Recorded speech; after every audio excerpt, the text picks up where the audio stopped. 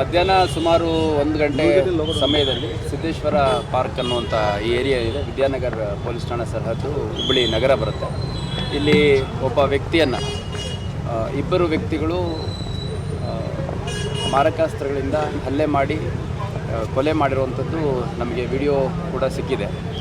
So ಇದರಲ್ಲಿ ಇರುವಂಥ ಆರೋಪಿಗಳು ಯಾರು ಅನ್ನುವಂಥದ್ದನ್ನು ಈಗಾಗಲೇ ಪತ್ತೆ ಮಾಡೋಂಥ ಕೆಲಸ ಮಾಡ್ತಿದ್ವಿ. ಮತ್ತು ವಿಕ್ಟಿಮು ಪ್ರಾಥಮಿಕವಾಗಿ ಯಾವುದೋ ಒಂದು ಹೆಸರು ಬಂತು ತೇಲಿ, ಆದರೆ ಆ ವ್ಯಕ್ತಿ ಅಲ್ಲ ಅನ್ನೋಂಥದ್ದು ಕೂಡ ತಿಳಿದು ಬಂದಿದೆ. ವಿಕ್ಟಿಮ್ ಯಾರು ಅನ್ನೋಂಥದ್ದು ಇನ್ನೂ ಐಡೆಂಟಿಫೈ ಆಗಿಲ್ಲ. ಸೊ ನಮ್ಮಲ್ಲಿ ಇರುವಂಥ ಮಾಹಿತಿಯನ್ನು ಈಗಾಗಲೇ ಶೇರ್ ಮಾಡಿದ್ದೀವಿ. ಆದಷ್ಟು ಬೇಗ ವಿಕ್ಟಿಮ್ ಯಾರು ಅಂತ ಪತ್ತೆ ಮಾಡ್ತೀವಿ. ವಿಕ್ಟಿಮ್ ಕಡೆಯವರು ಬಂದು ಕಂಪ್ಲೇಂಟ್ ಕೊಟ್ಟರೆ ಸರಿ,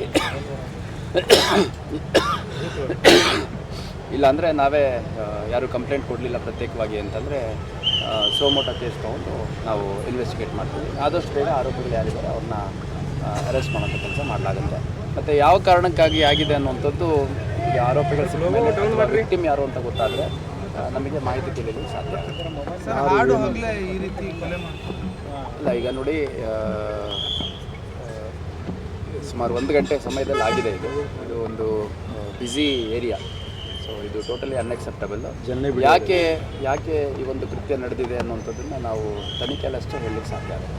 ಕೆಲವು ದಿನಗಳ ಕಾಲ ಸೈಲೆಂಟ್ ಇತ್ತು, ಯಾವುದೇ ರೀತಿ ಅಪರಾಧ ಕೃತ್ಯ ನಡೆದಿಲ್ಲ. ಈಗ ಏಕಾಏಕಿ ಭಯಂಕರ ಘಟನೆ ಸರ್, ಈಗ 2023 ಮತ್ತು 2024 2 ವರ್ಷಗಳಲ್ಲಿ ಕಂಪೇರ್ ಮಾಡಿದ್ರೆ 2025ರಲ್ಲಿ ಮತ್ತು 2020ರಲ್ಲಿ 26ರಲ್ಲಿ ಭಾಳ ಕೊಲೆ ಪ್ರಕರಣಗಳ ಸಂಖ್ಯೆ ಶೇಕಡ 50ಕ್ಕಿಂತ ಕಡಿಮೆ ಆಗಿತ್ತು.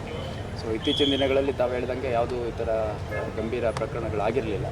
ಸೊ ಇದಾಗಿದೆ. ಯಾವ ಕಾರಣಕ್ಕಾಗಿದೆ ಅನ್ನೋಂಥದ್ದನ್ನು ಅಸರ್ಟೈನ್ ಮಾಡ್ತೀವಿ. ಮತ್ತು ಈ ರೀತಿ ಘಟನೆ ಮರುಕಳಿಸಿದ ರೀತಿಯಲ್ಲಿ ಈ ಥರ ಯಾರು ಆ್ಯಂಟಿ ಸೋಷಿಯಲ್ ಎಲಿಮೆಂಟ್ಸ್ ಇದ್ದಾರೆ ಅವರೆಲ್ಲರ ಮೇಲೆ ಅಗತ್ಯ ಕಾನೂನು ಕ್ರಮವನ್ನು ಕೈಗೊಳ್ಳುವಂಥ ಕೆಲಸ ಮಾಡ್ತೀವಿ. Thank you. ಮಧ್ಯಾಹ್ನ ಸುಮಾರು 1 ಗಂಟೆ ಸಮಯದಲ್ಲಿ ಸಿದ್ದೇಶ್ವರ ಪಾರ್ಕ್ ಅನ್ನುವಂಥ ಈ ಏರಿಯಾ ಇದೆ. ವಿದ್ಯಾನಗರ ಪೊಲೀಸ್ ಠಾಣಾ ಸರಹದ್ದು ಹುಬ್ಬಳ್ಳಿ ನಗರ ಬರುತ್ತೆ. ಇಲ್ಲಿ ಒಬ್ಬ ವ್ಯಕ್ತಿಯನ್ನು ಇಬ್ಬರು ವ್ಯಕ್ತಿಗಳು ಮಾರಕಾಸ್ತ್ರಗಳಿಂದ ಹಲ್ಲೆ ಮಾಡಿ ಕೊಲೆ ಮಾಡಿರುವಂಥದ್ದು ನಮಗೆ ವಿಡಿಯೋ ಕೂಡ ಸಿಕ್ಕಿದೆ.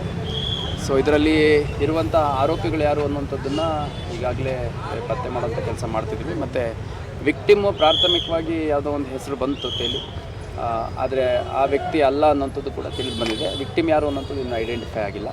ಸೊ ನಮ್ಮಲ್ಲಿ ಇರುವಂಥ ಮಾಹಿತಿಯನ್ನು ಈಗಾಗಲೇ ಶೇರ್ ಮಾಡಿದ್ದೀವಿ. ಆದಷ್ಟು ಬೇಗ ವಿಕ್ಟಿಮ್ ಯಾರು ಅಂತ ಪತ್ತೆ ಮಾಡ್ತೀವಿ. ವಿಕ್ಟಿಮ್ ಕಡೆಯವರು ಬಂದು ಕಂಪ್ಲೇಂಟ್ ಕೊಟ್ಟರೆ ಸರಿ,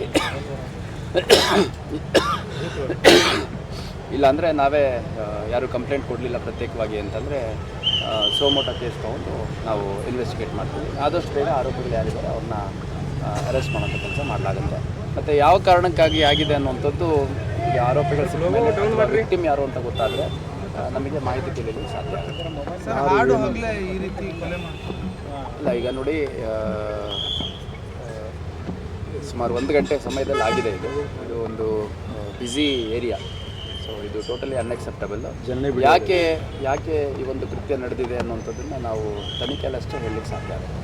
ಕೆಲವು ದಿನಗಳ ಕಾಲ ಸೈಲೆಂಟ್ ಇತ್ತು, ಯಾವುದೇ ರೀತಿ ಅಪರಾಧ ಕೃತ್ಯ ನಡೆದಿಲ್ಲ. ಈಗ ಏಕಾಏಕಿ ಭಯಂಕರ ಘಟನೆ. ಸರ್, ಈಗ 2023 ಮತ್ತು 2024 2 ವರ್ಷಗಳಲ್ಲಿ ಕಂಪೇರ್ ಮಾಡಿದ್ರೆ 2025ರಲ್ಲಿ ಮತ್ತು 2020ರಲ್ಲಿ 26ರಲ್ಲಿ ಭಾಳ ಕೊಲೆ ಪ್ರಕರಣಗಳ ಸಂಖ್ಯೆ ಶೇಕಡ 50ಕ್ಕಿಂತ ಕಡಿಮೆ ಆಗಿತ್ತು.